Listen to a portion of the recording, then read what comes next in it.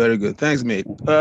Thank you, everyone. The meeting is being recorded now. Thanks, everyone, for your patience. We have a 20-minute live session that begins with LM Dimizulu. This is the main topic for the evening. So I encourage everyone to please mute your. It's about 11, 12 hour time, and we want to use the first 20 minutes for you to just speak to us, and then after that we will have an open question and answer session. So while you're going through your message to us, everybody will just be muted so we can hear the message. Yeah, no, that's all right. That's okay. The topic is a very familiar topic that we have dealt with, I think, a few years ago, because it deals with the issue of identity, and also vis-a-vis those that know us in terms of our family, neighbors, workmates, the system that records our identity, and eventually how behind the scenes, when we are not there, how they can use the names that they know about our identity for their advantage, to their advantage, or to program and reprogram our perception and spirituality and awareness. We normally use the term witchcraft, but the system uses the term or the word mind control, or you have heard of MK Ultra in America and many other mind control systems that are all over the earth. So first and foremost, we want to say, what is a name? A name is a label of identity. And the next question is, how do you get this name? Most of us get these names from our parents, either our mother or our father or grandparents who subscribe and say, okay, this kid, I want this newly born baby, I want them to be called XYZ. And when they do that, they are applying one of the principles of the powers of naming. When you name it, you own it. If you name it, you control it, or you can manage it. So where do we see this principle in application in history? When the Europeans started to colonize the earth, everywhere where they conquered and took over, they renamed the place after own kings, queens, and eminent persons. So I'll give an example. When they came to Southern Africa and they were amazed by the Victoria Falls, they named it Victoria Falls, but it has its own indigenous name, Moswatunya, or the place of thunder, or the place that thunders. So names are very critical and very important, because we have already seen how the colonizers changed the names. If you go to Hamid and Nubia, Kush, you will find that they call the country Egypt, Aegyptos, which is not indigenous. All the city names that you hear of and you read in many books, even in the book of Coming Forth by Day today, Memphis, Hierapolis, Anu, or On, those are Greek names. They were changed by the Greeks because they are following the principle of you name it, you own it, you name it, you can control it. Almost all of us have seen the movie Roots.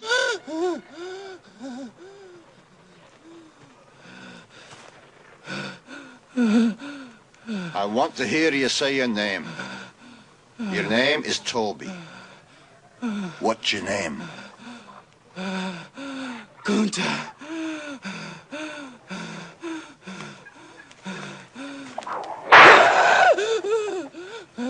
Lord God, help that boy. They're gonna whip him dead.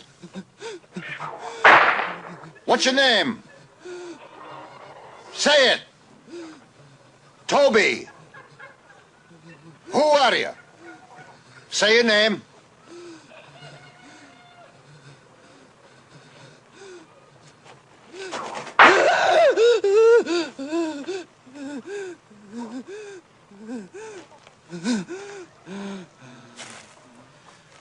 What's your name? Toby.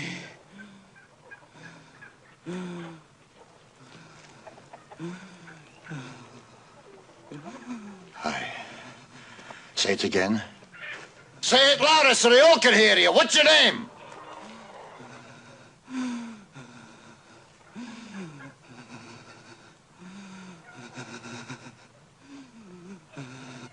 Toby. My name is Toby.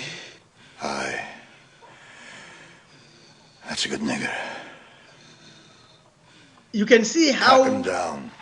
they forced and beat him up nearly into pulp to rename him, because without renaming him, Kunta Kinte would remain Kunta Kinte and would retain his connection of birth, connected to his ancestry via the totems and also via the ecosystem that gave him that name.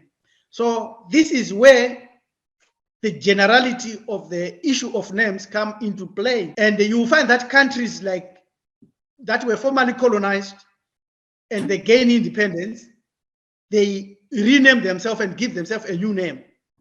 You find that in religions, when you become a Christian, a Jew, a Muslim, especially if you were not an Arab by race or a European by race, but you are an African, they will baptize you and give you a new name, their name, because they now own you. And when they name you, they can control you, program you, and direct you. It's all over the whole system. You manufacture a product and you say, this is a laptop or this is a Microsoft. You name it, you own it, it is yours. You drive a Mercedes-Benz. There was a man called Mercedes-Benz who invented that car or made that car. Ford, same story. So this is the critical nature of names, where you are just looking at it and say, okay, we need to identify items so that we can be able to call it out and put labels. But when we come to principles of our ancestors, we look at the stories in ancient Kemet and we zero in on the issue of names. The principle of the issue of names in ancient melanin dominant cultures is that if a name is called, that which is called by that name will receive that message and will respond. So if your ancestor who died 1,000 years ago, and you know their name that they used to have when they walked on the earth, and you call their name, like I've got an ancestor called Nesen, and I call him Nesen. And usually the principle is that you call him 3 times, because when you call him 3 times, you are calling his father that gave birth to him, his mother that gave birth to him, and himself. So the 3 entities that forms you, the Trinity that gives you birth on earth. So you call Nesen, Nesen, Nesen, and he will likely hear and respond. So this principle is known by those that are in mysteries, inclusive of Europeans and Arabs.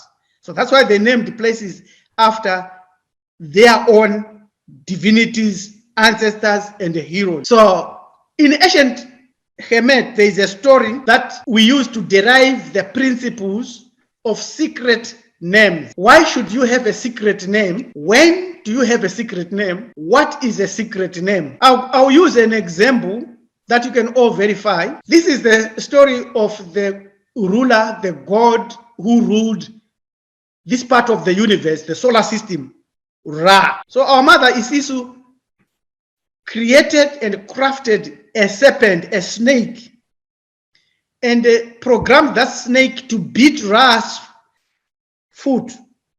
And Ra became very, very ill to the point of almost dying. No magician, no doctor, no healer, no spiritual wise man, no philosopher could heal him or cure him. And somebody pointed out that the Isisu can heal him. And so Isisu went and told Ra that I can heal you, but I want you to reveal to me your secret name. And you must, when you reveal that secret name, you must also allow me to pass that secret name to my son. And the story says Ra refused, but he became more and more sick, and he nearly was about to die. And then, for the sake of survival, he invited Isisu and revealed his secret name to Isisu. This is where Isisu derived all her magical powers, and then she was able to heal Ra and also pass the secret name to Horesu, or Horus according to the Greeks. And it is the secret name that of Ra that allowed Horesu to defeat Shatta. So from that we derive the principle of the value of a secret name. Without a secret name, you will be carrying names that others have imposed on you.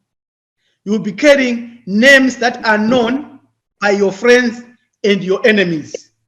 So a lot of people might know me from my days on television in Zim around 2000 to 2006 when I was on television. They know me as LM Dumizulu.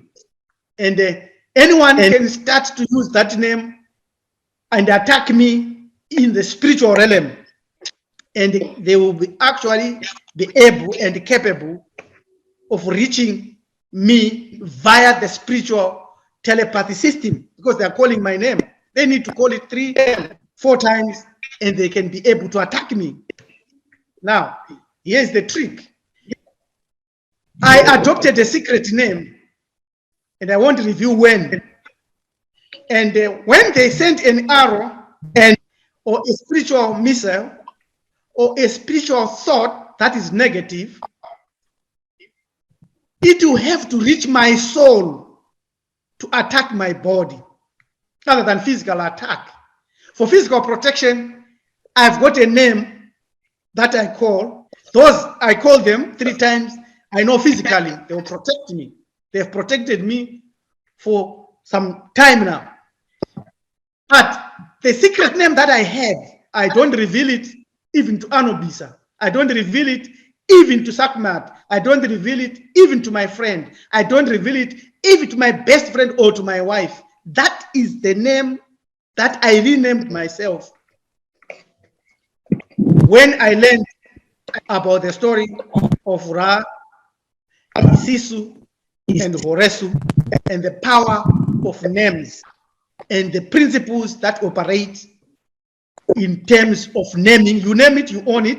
You name it, you control it.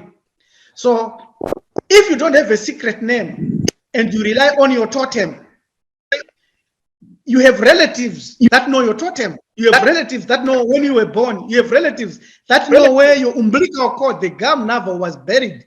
You have a totem that know you very well, deeply and intimately. Your father, your mother, your son, your daughter, they know you. All they need to do is to call your name 3 times and invoke a negative or a positive thought towards you.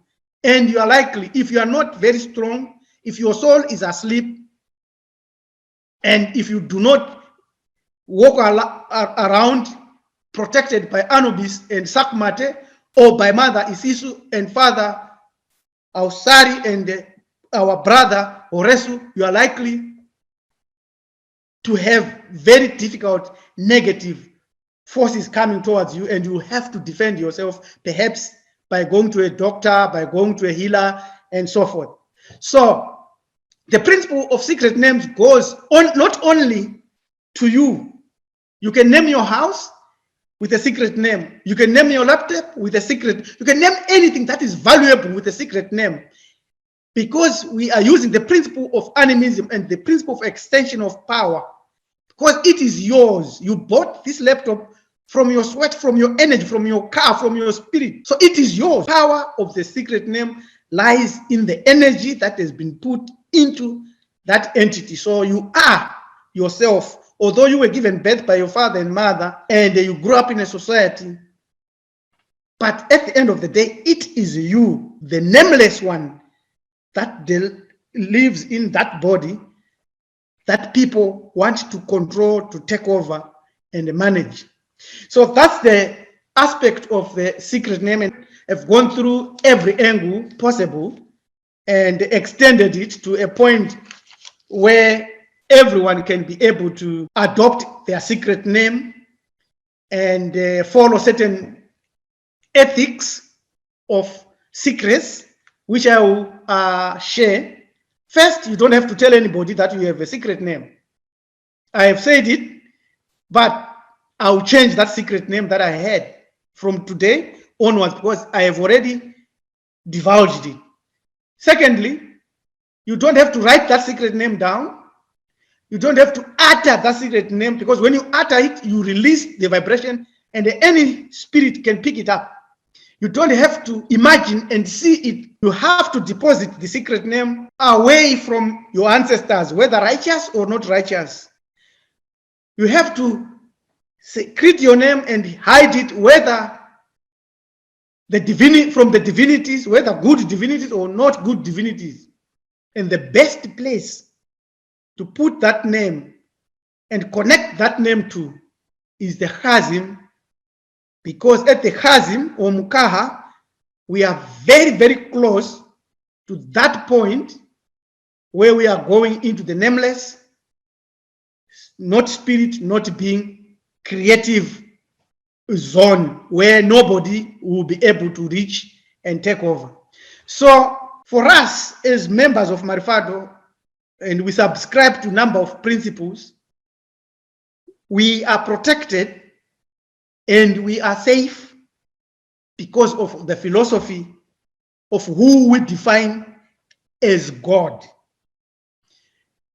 We do not define the creator, the limitless one, the one whom we do not know as God. We define divinities as gods. Thank you very much. I think I can say that's what I wanted to share. Thank you so much, Rabbi. We want to use this opportunity to really, really thank you. You keep opening our eyes every day by your words, by your videos. I think everything about you enlightens us to know ourselves deeper. So we are very grateful for that. In the next section, we want to spend 10 minutes on Q&A, question and answers. So if anybody has any questions, please ask. The rabbi is available to answer questions. I think this is an important topic. I cannot stress the importance enough because secret names go deep than we can actually imagine. If we are able to adopt it, we are in a different. I think our ancestors continue to open our minds to the things and to the powers that lie within us and the powers that keep us going. So we must find a way to adopt this, and not only adopting it, we want to make sure that we don't look at the sweetness of our partners or our wives and our husbands, our sons and daughters, our friends in colleges and all the other places to reveal that. Rabbi actually said that you don't even have to say to people that you have a secret name. You shouldn't look. It's just you and you, or you and your soul, and where the safe is, where you keep it, and that's where it stays, and it stays there. You can throw away the key, if I may have to use that phrase, so it doesn't come out to anybody from when you adopt it. So without delaying any further, please, we have 10 minutes to ask questions and get feedback on them. Anybody, please. It's not a question, or it's just a comment I want to make. Going back to my opening remarks, Yes. And I did prepare you all for it. I told you the mind and later on. Yes. See?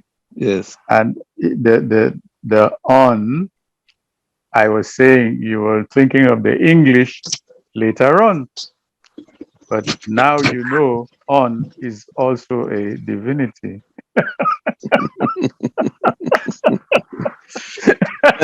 Thank you, Okay, Elder. okay. Thank you, Pastor Elder. Saji, please, Yes. can you ask people that wants to ask questions to raise up their hand so you can easily call their name out to put Yes. their question. Yes, Yes. that's very good. If we cannot answer all the questions, they can also send it to the email. We will respond to it. Oh, very good. Yes. So if you want to ask questions, just raise up your hand and the moderator will call your name. Yes, unmute He will unmute you. Yes. My question is with regard to private name, Rabbi. Is there any ritual or any procedure when you do that with yourself to establish a secret name for yourself? Or you just think of a name in your head and that's it? Or do you make any affirmation of any kind to strengthen what you're doing in terms of giving that name to yourself? Rabbi. Yeah. Okay. From the studies that we have done from ancient Hamid and in many societies, there is no ritual or anything that you have to do physically. Because if you do anything physically, you are also telepathing what your intentions and what you want to do. You do not know which forces have their lights on you. So if you say you pour libation, you do A, B, C, D, you are attaching your secret name to certain entities or certain elements around you and leaving a spiritual fingerprints in certain areas which you might not know. Whereas what we need is the inner soul, the inner being, the inner you, to be aware that it is an entity or an individual entity disconnected from the physicality of this dimension in terms of awareness and perception. And it broadens up only at the chasm, waiting to connect and to receive from the unseen realm. Here is the thing. Let's say you die and you have that secret name and you are so sure and confident that no entity ever knows that secret name. And you meet a being in the other realm and they call you by your secret name, then it means that that being was there when you were setting up that secret name, and it is likely to be a friendly being.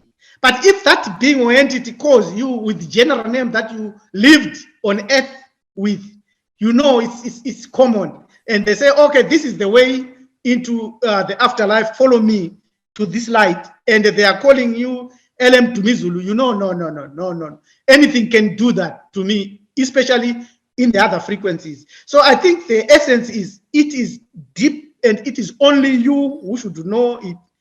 And hopefully the creator that gave you the soul. The secret name should be attached to your soul only, not anything else. This is from the reading that we get from ancient Kemet and many other secret societies. They have not revealed a lot, but all they have revealed is that there is a secret name. Now, the question would also be balanced by saying, why do Christians give you a new name when they baptize you?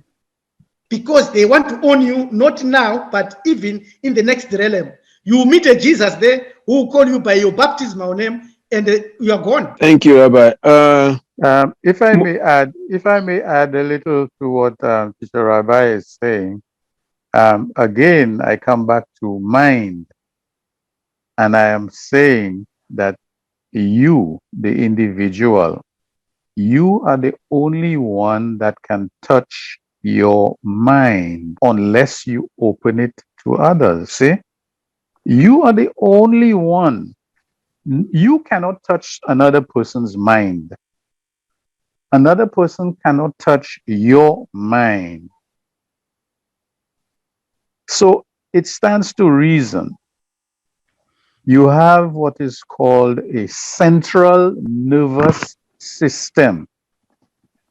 You also have a sympathetic nervous system that forms part of your physical body. And going up your neck and into your head, you have your mind. That is this, like the holiest of holy of you, the individual. And you have what is referred to as your third eye that would see. That mind sees with your third eye. And it is a fact. You don't need rituals. It is born. It is one of the things you get during the time you spend in your mother's womb. Thank you, Elder. Okay. I have, I know Papa Nabajuna had his hands up, but I also have Motu, Hansa, and Ojwang. Please, Ojwang and Hansa, let Papa have a floor first, and I'll come back to you guys. This is Kwesima. Papa Kwesima. This is a very, very interesting topic, and it invites many questions. I wouldn't try to ask too many questions because I will limit it to just one question. And my question is this: if an individual,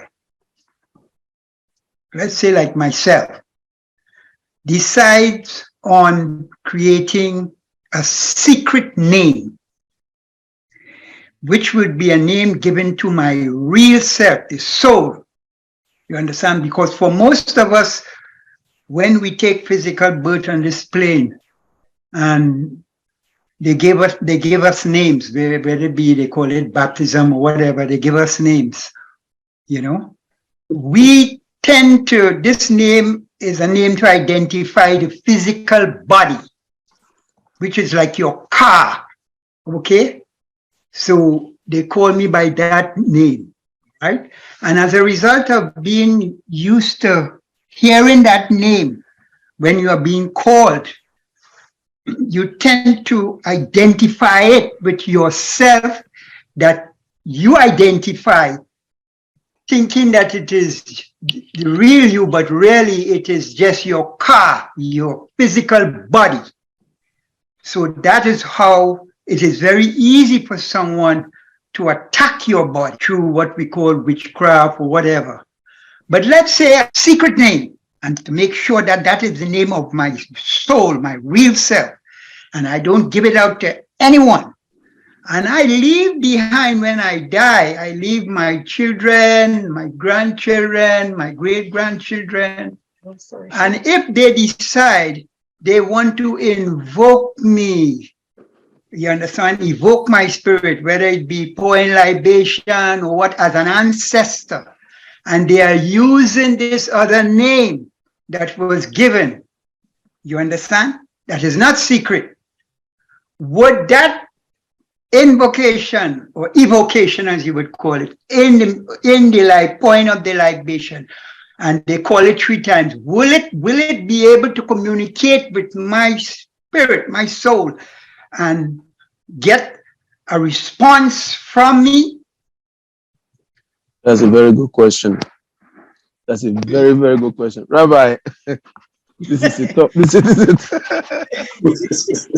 I spoke to you the other day. This one didn't come to my mind at all. Right, it's very straightforward because the secret name that you have given yourself is known by yourself only. So definitely no one will be calling you by your secret name as invocation or libation. They'll be calling you by the name they knew you by. So LM Tumizulu, I have got a secret name, I'm dead. So my children are calling my name. They will not call me by my secret name because they don't know it's a secret. So they call me LM Tumizulu and I will respond. That is if my funeral rites and burial rites and the rituals were performed and I have escaped the trap that is set to capture souls.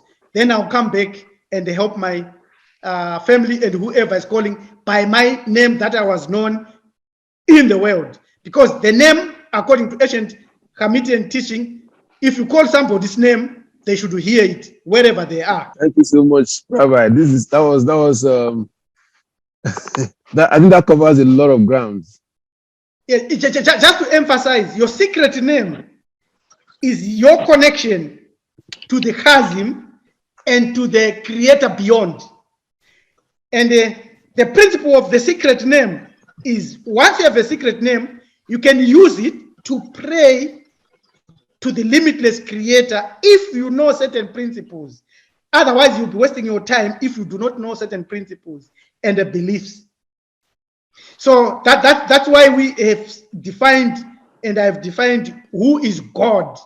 And God is not what we don't understand God in the way we used to understand as Christians. Those are deities or divinities or gods or principalities that anybody can call. You can kneel down and pray to Yahweh, kneel down, pray to God of Abraham, Isaac, and Jacob, or to Allah is common. But the real Creator is a different fish.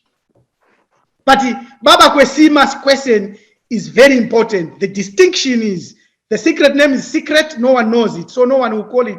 And if they call you by the secret name, then you have told them about the secret name. If they don't, then you have not. If you trust them, you can tell them. But it is your soul name. We are hoping that this soul name connects you to the Chazim and to the Creator. No other divinity, ancestor should know that, because you don't know who will use those ancestors to come to take your soul, to come to compromise your soul. You don't know, because divinities, someone can talk to the divinities, perform nicely to the divinities. Pharaoh Ramesses did that, called the divinities when he was in battle, called them by their specific names, and they came and defended him. And you don't know what somebody thinks and what favors they have with the divinities. So you have to protect your soul. You have to protect it deeply without compromise. These are the powers you can share and help other people and your relatives. That will be okay. Thank you very much, Rabbi. I'm going to go to Muntu Hansa. Please, you can unmute and ask your question, please. Thank you, Brother Osaji, for the floor. This is a very new topic for me, and my mind is I'm trying to understand this topic, because first is a new thing, and there are many things I wanted to understand, but in the same time I'm forcing myself even though to understand. So it's very, very, very hard, because a secret name is something that I must keep only for me, and in this situation is something I will not use. If I will not use it, I will forget it.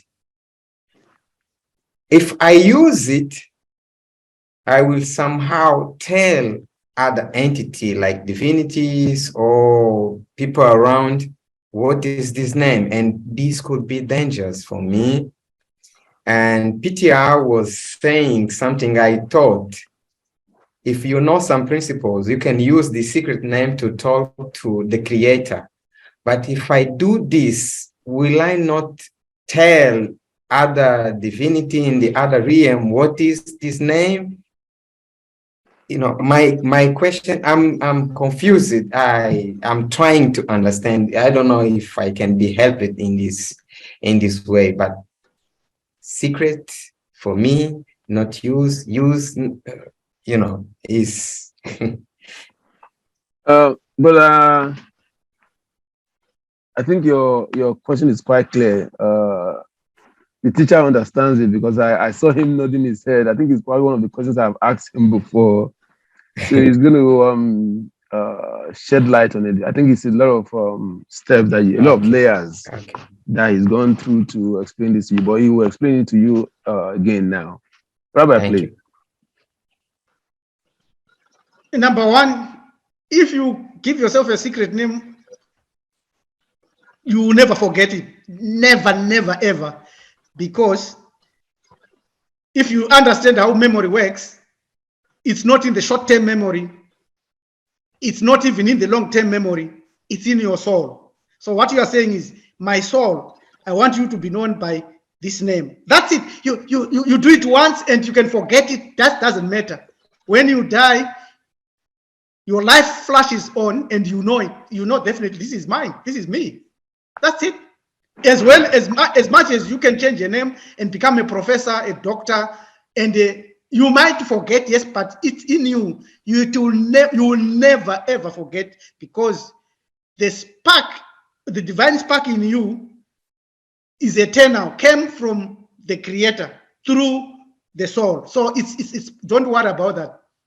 So the other thing is, don't even try to understand it by your brain. Just let the topic sink and relax, forget about it, go on your life.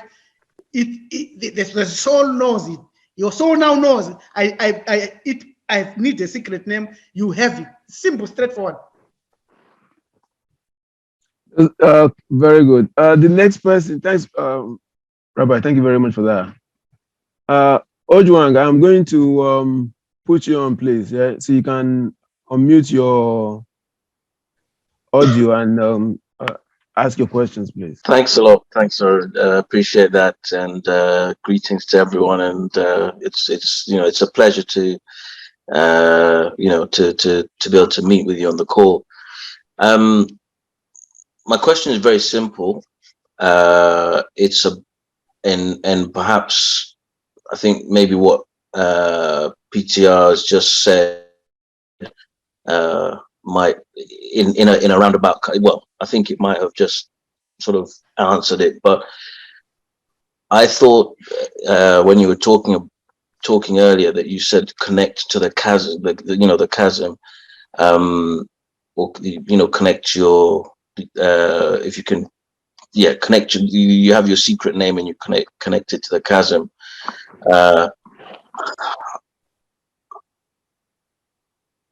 That for me, the question that I have or had was, how do you do that? Okay. The Rabbi will give us the answer. Bantu foundations. Yeah, but I'm sure he's probably still going through the foundation lessons. But Rabbi will answer it for him just in a nutshell. Rabbi, please.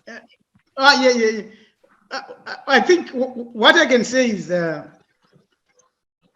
chasm is that dimension or that point where we cease to be limited and we become total awareness, and we are connected to the real Creator beyond the waters of New. So it's not like me, I can go there and put my name there. No. But I'm saying that's the only point where you can agree that your name or your secret name or your soul can attach, not to you, not to your physical body or anything. That's why I said to Mama Namajuna, you cannot perform a ritual or a libation for it, because once you do that, you are leaving spiritual fingerprints of that name to specific entities that are limited, that are on earth. So you need to protect your soul.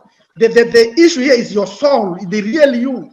That is the real you that you need to really protect, because nobody has named the real soul you, but they've named the shell, like Baba Kwesima have said.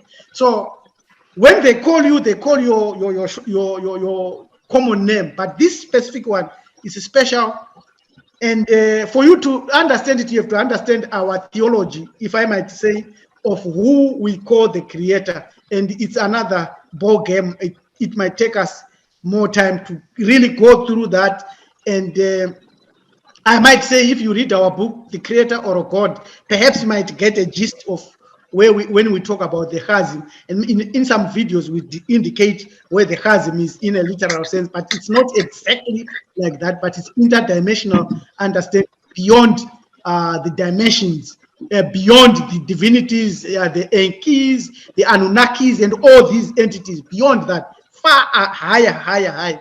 That's where we are saying you need to connect to the higher self, maybe, if I may say. The higher self needs to connect to the highest level possible. That's all I can say. Thank you very much, Rabbi. Coco. How are you?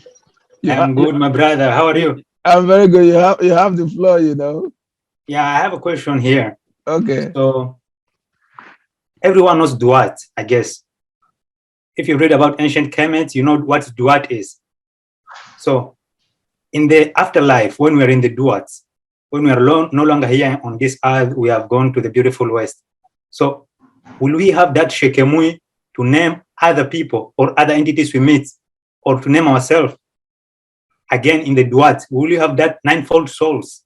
Will we still be having ninefold souls and use all of them? Because I know Secret's name is a part of a ninefold soul. So will we be having other souls like Shekemui to name entities we meet, and maybe do whatever we want to do with them, like command them or whatever? Yeah, that's the question I have. Mm-hmm. Rabbi, please, any response from your side? I think what Coco is saying, you have already finished the game, you have won the game, you're already in the winning zone. There, anything is possible.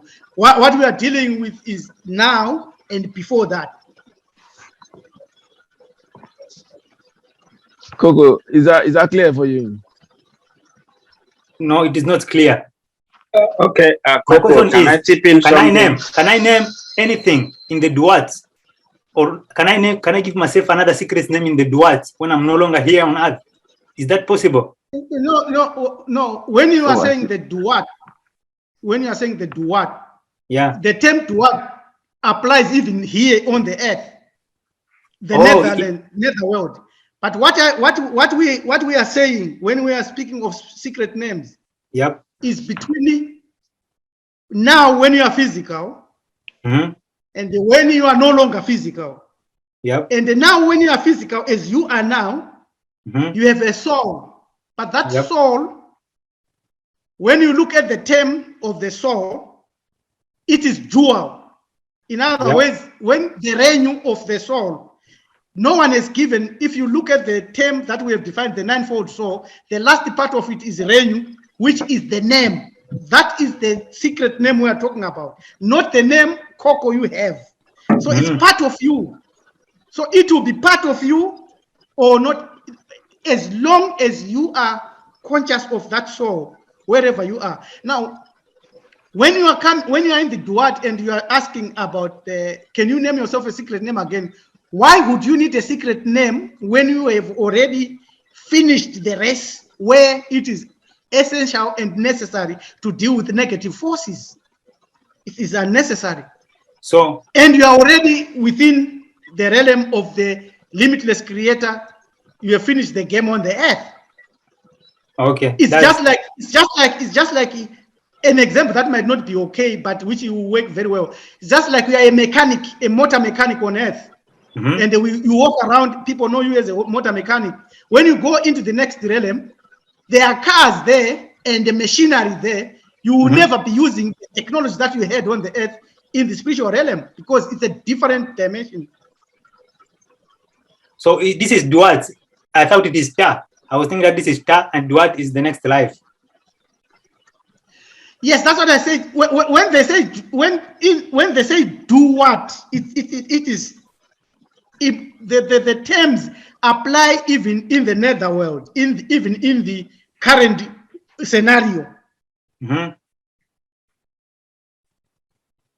Okay, fine. I get it. Because all you have to know is when they apply these terms to the soul, they say the soul is dying or the soul has died when it is being born in the earth, in the womb, in the Duat, in the darkness here on the earth. They actually, others, writers say the souls do not really want to come into this world, into this third dimension, into this realm, because it is a very, very uncomfortable frequency or vibration for the souls. So that's why they call darkness. They explain like you can think, oh, okay. So when they reverse the equation and you die physically, the soul becomes alive into the Duat, into its realm. And it goes through the hypostal, the judgment hall, the two judgment hall, and it is judged on how it was able and capable of managing the physical realm via the body that it dwelled inside. So you were given a body as a male, and you were given Ma'ati. How were you able to execute Ma'ati in the Duat here in this world? And Ma'ati also is there in the other realm of the divinities.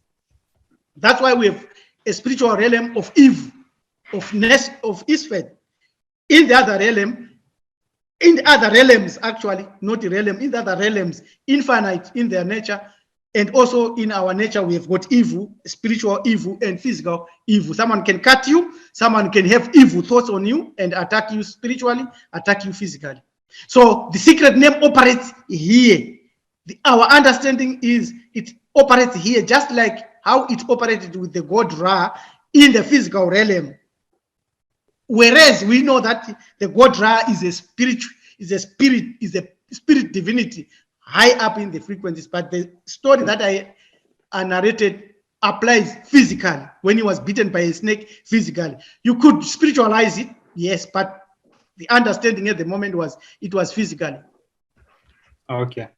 Thank you, Rabbi. Okay, Mambo Coco, can I quickly add something to that? Yes. The easiest way for you to know how to apply this is to see yourself. For instance, secret name makes you independent in the afterlife. It's just like if you see a president having a diplomatic passport, if he's going to anywhere, he doesn't have to pass through any scrutiny. You see, wherever he goes to, when they see him over, they say this man is a diplomat, and he goes in to wherever he's going to. Now, what happened with religion, the organized religion, what organized religion does is that they cage us. So you struggle to get to the mystery, to get to that point where you are supposed to connect to your soul. That's why what happens is they give you a Christian name. So when you die, you are locked in the Christian coven. If you are having an Arabic name, when you die, you are locked in the Arabic name. That's why you see we are struggling to awaken our people, because these are people who have reincarnated with old nature that was trapped already with the name that was given to them when they came. Remember, when you become a Christian, you are baptized and you are given a name. If you are Muslim, you are given a name. You are given a Quranic name or Arabic name. So that name synchronized with your physical world. So when you die, unless you came from a very strong family that is able to prepare you to actually go back and probably reincarnate again to try to see how you can live a life that will liberate you. But aside from that, you reincarnate again and become either a Christian and become a Muslim, and you still be fighting. Your brothers will be trying to preach to you, to tell you, no, you're not supposed to be a Christian, you're not supposed to be that. But you still find that strong attachment, and people find it difficult to even liberate you. So what it does is just to make you an independent soul, such that you cannot be manipulated in that side, and it gives you freedom to actually get to the point. Because some people die and they don't actually get to the point of judgment. They become they just become a roaming spirit that other people can be trapped in other space. So that's just one thing you need to understand about the secret name. That's why for people who join different school of thought, you discover that the first thing that they do is to take you through a process of initiation, and a name is given to you. So once that name is given to you, you are locked into their covenant, and that makes you to become their subject. So, but you naming yourself makes you an independent person in the spiritual world. Okay. So thanks, Prince. Thanks. All right. Tudo. Well put. Thank you very much. I have Desmond, and he has a question to ask. Desmond, please ask your question. Please unmute and ask your question. Thank you very much. My question really piggybacks on, I believe I'm pronouncing the name properly, Ojiwang, as a question earlier. Yes. About how do you get there in respects of you just think in your own head, your name, give yourself a name in your own head, and that's enough? Is it a process/ritual that one has to then go through as they develop this name, right? As you see the names we spoke about before in secret societies, that's one of the things they have everybody do, develop their own name, a secret name. The Bible talks about man naming everything, right? Giving a name to everything. So again, to get back on Ojiwang's question, We just think it in our own heads, our own name, and leave it that way? Or is there some process, ritual steps we have to do to maybe cement this name to our souls? Again, I'm not sure, I'm not clear as of now as to how the process should go. Brother Desmond, let me see if I can answer it. Okay, I know Coco's hand is up, but Coco, please wait. You see, the thing is, with your secret name, it has to come from within you and it stays within you, so to speak. I guess because we are beings of thought, we also think things through. I probably think that is probably the level where you think of the name and retain it without you even speaking it out. You cannot do a libation on it because the priest was saying that, when we do libation, we use all forms of libation, but when we do libation, we do speak out because we want our words to join the four elements, so they can go to the point that we want it to go to. But once you do that, you have to also realize that as a spirit being, there are other beings around us all the time. Some are friendly, some are not, but they are around us all the time. And if they are spirits, that means they also have access to the spirit world. So once you speak your secret name out, or you voice it out, or maybe by breath, once your breath comes out, you've created a channel, or you've joined a channel that was just within you or around you for it to become sort of like a public name in the spirit realm. Because they will all hear it. Do you understand that? No, that is really fantastic. That played up a lot of things to me. I really appreciated that. Like, wow, thank you very much. And just to piggyback on that question, only because I think in the Western world, we're so conditioned to one, talk about when you get ready to die, you're going to see a light, one. And two, your ancestors are going to come to you. Talking back to what the preacher was saying, I'm like, wow, like you said, that's a trap. You know what I mean? That's a trap. Some sort. Go ahead, my friend. Yeah, there are traps. Can I just try and make it clear for you? Yes, please. My brother, we have grown up from childhood calling dogs dog. But do we know what dogs call themselves? That is excellent. It's a thing I always said to myself. That is and I will give it to you clear to you, very simple and very clear. We call them dogs. But do we know what they call themselves? No, we don't. Exactly. Thank you, Elder Willie. I think that will portray very much. Yeah. I'm in the right place because this happened just now. It's like, wow.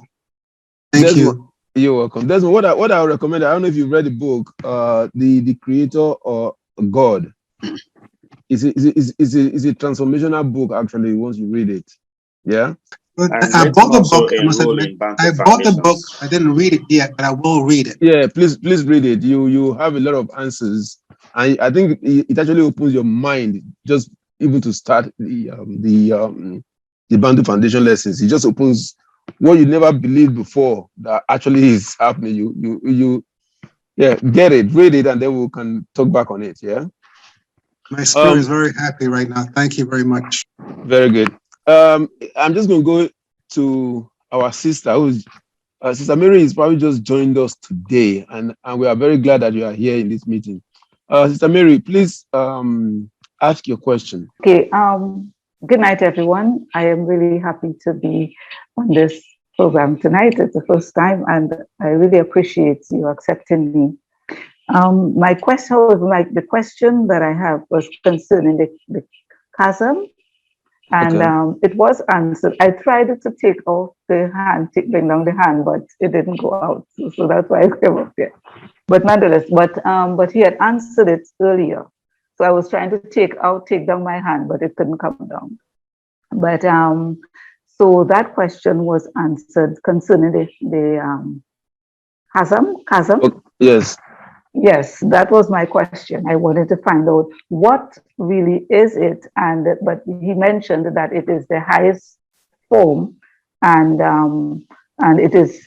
you know, when all things are beyond the limits, you know, so something to that effect. So then, Yes.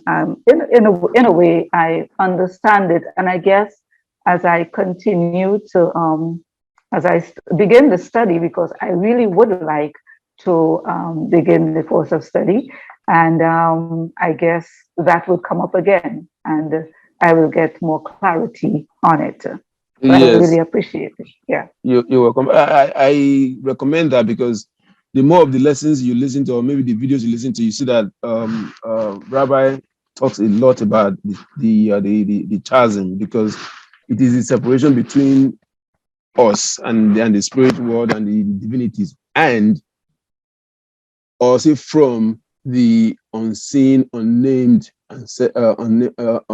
unseen, unnamed creator. We don't know if the creator is it or she or he. We don't know. Nobody knows, and nobody will ever know. So that separation is the chasm. Oh, I Yes. see. I see. I understand now. Is the unknown. We cannot try to put a name to the creator or try to describe the creator. But once we are doing that, we are not using our human emotions to do that, and that becomes just human, and there's nothing to it.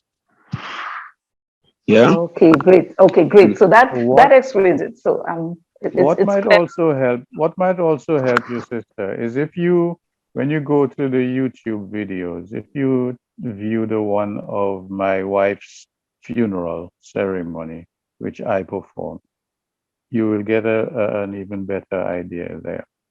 What's the name of it? It is the funeral service of Cornelia Sheila Willie. Cornelia. Because yes, after we had done the indoor rituals, we took her to place her at the edge of the chasm. Okay. Very good. Cornelia Shirley, what? Willie. Willie. Okay, great. Sheila Willie, yes. One of the videos on YouTube is there. If you take a look at that, and Okay, it will great. give you an idea. Very good. Yeah. Okay. Coco, only because I always pick a lot of gems from you, so I'll have to give you this space here. Please, elders, allow me. Coco has another question. Coco. Yeah. Oh, I have another question. So, yes. What is the secret name of Ra? Does anyone knows it? Since it is you got it from Ra that day. Are you kidding me? Eh? Are you kidding me? I'm not kidding. I'm serious. What is the secret? Maybe some of you might know it. It's impossible because Mother Isisu wouldn't have said it to anybody else. Oh, he hasn't yet. She hasn't yet. Except Horesu, which was the request he made at the time it was revealed. Okay. Yeah. Nobody else. That was my question. Okay. Yeah. Thank you. Thank you very much. Alan. Elaine. Please, you have the floor. I respond to both, because it's a pretty European name anyways. But I feel the energy in the room, you can tell it's super, super high frequency here. I'm feeling in the right place. Also, I think in my own way of understanding the real name and why it's important to hide it is that even as we see with, I guess, today's religion, everybody wants to question, who was the first human being? Where was God? And all this stuff. I feel like the truth is always evident in some way because I feel like the true creator, the real creator, doesn't want even to be known. So that's why we have all these people that go in many different ways, and it helps to understand that, I guess. But I guess my question right now is, you give yourself this name, right? And then you have a nightmare or something, or somebody's calling you your secret name in your dream. How cautious should you be, and how should you be hesitant to change it, or what are the limitations of it, I guess? And thank you very much. Thank you. That's a very good question. I'm going to pass this to Rabbi because there's an element of some other forces, but if it's the name that you give to yourself, it will be, I think it will be virtually impossible for somebody else or some other being to know it. But I'll let Rabbi answer this, please. Rabbi. Yeah, I think the answer is it's a compromised name. You change it. Okay. So I can change it any other. Yeah, if it's compromised, it's no longer valid. It's no longer a secret name should be a secret until you leave the earth. I think so. And if it's compromised, then and you feel it's no longer valid, it's no longer a secret. That's it. You change it. Okay. What doesn't change? Then it's your soul doesn't change, but it's label that you give it to your soul changes. So it's okay. There's another question. Desmond, please ask your question. This should be next to last question. We'll just take one more question after Desmond. Thank you again. I appreciate that. So then, in my mind, the secret name then is almost like a key, I would think, especially as one crosses over, whereby if anybody addresses you by that secret name, you can assume that they're more positive in respect of guides to help you move forward, as opposed to other entities and forces that are trying to hold you back or have you maybe come back to this realm. Does that make sense? I'll let Rabbi address this, because I think he has alluded to this before in one of the other questions. But please, Rabbi. I think he is essentially correct there. The issue really is on your destiny of your soul, if I might say that. So you don't want to leave the destiny of your soul to chances. Like what Coco Mambo was saying there, that this secret name is a name of your soul is correct. And they should operate out of this realm to the next correct. But the insurance and guarantee would be always to try to connect it with the chasm, because that's where we have 100% trust that once you are able to connect it and link it and interface it there, you have chances that you are right. So whenever you pass on and something else comes up and pops up and tries to trick you, all you know is your unlimited awareness and consciousness must be capable of detecting that this is not correct, this is all right. So you need, I think in one of my videos, I say you need to guard it with your strong will, free will, human will, your will to really say, this should not be compromised. Yeah. And having said that, Rabbi, again, maybe a question for another session. So when you move on to the next round, not educated right now deeply in the spiritual teachings. Therefore, should we put our own will, no matter what we see? Yeah, somebody may call us by a secret name and say, okay, that's a friend. Or do we can go with that friend, or even say to ourselves, no, I know who I am. I am an independent soul. I'm just going to follow my own path, period. No one's going to guide me. No one's going to kind of pull me this way or that way. And to say to myself, I'm going to go my own path as a spiritual being, and then whatever unfolds in front of me, then that is my destiny. I think what I want to say here is, just to add to what you are saying, secret names are very, very important. It's between you and where you kept it at the chasm, because it becomes your sort of your password, your key to the unlimitless sphere. However, while we are here, while we are here on Earth, remember that our ancestors gave us our DNA. So our ancestors are part of us, like an everyday life. They are our blood. So they become the first point of contact when we need some issues resolved. We want to ask questions. We have something that troubles us or things like that. We ask the ancestors first. They are always the first one that we answer because they are very close to us. In addition to that, we have the divinities who are in a higher realm, more powerful, more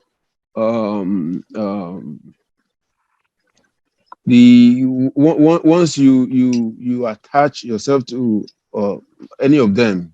When I say attach yourself, I mean they become your go-to. Most times you are doing libation to them and you are honoring them regularly. So there's this communication that you've created between yourself and them. So they too, you can also ask questions, advice, and things you want to do. You want something to happen, you can seek them after following the prescribed approach that they like, So that's what it is. You cannot ignore that. You really cannot ignore that because they are already experienced. They were here before, so they know how it is here. So they are in the best place to guide and protect you, so to speak. Thank you, Bantu and Rabbi and all the other guests. Say thank you. Hope they continue to join you guys and to learn more, to awaken. Thank you. Very good. So we've come to the end of the Q&A. I hope I didn't miss anybody. There's a brother, Bantu Musikiwa. I think let's just pick his question and we can call it today. Okay. Still there? Let me see. No, there's no hand raised here. Okay, maybe I lowered his hand. Yeah. We would like to come to the end of it. It's been a very, very wonderful message and meeting for us. I think I've learned a lot. I am very grateful that we went through this. We're going to ask our elder, Pa Makile, to close the session for us. Give us a closing remark, if that is okay with everyone. I call on our divinity, the author of knowledge, the great Jehuti, who has in his keeping, who has within his powers knowledge that is unfathomable. And in all that we are going to do, as we move from here, let us remember that we are approaching the third month of the year 6259. And when we celebrated the new year, it was in anticipation of all the things that we would benefit from, that we would experience, that we would gain in this year. And we have our current theme where we are saying, may the gods appear. The God within each and every one of us that dwells in our mind, where no one can touch our mind, the same way no one can touch or affect or trouble our Creator.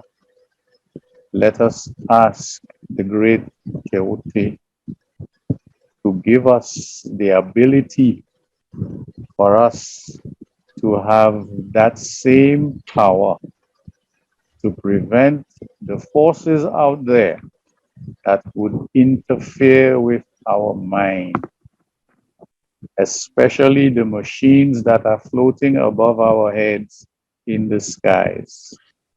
That is called satellites or mothership or fathership or whatever other name they go by, that we may be equipped with a vibration that would really give us control of those who seek to control us. And may the light of Amun-Ra shine upon each and every one of us. Amen. Amen. Amen. Amun-Ra. Amen. Amen. Amen. Amen. Ra. Amen. Thank you, everyone. Have a nice nice day tomorrow and the weekend until we'll chat again. Until we meet again. Yes. Until we meet again. Yes. Yeah. Okay. Have a good night, everyone. Have a good It night, was everyone. a very big pleasure, everyone. Bye. Thank you.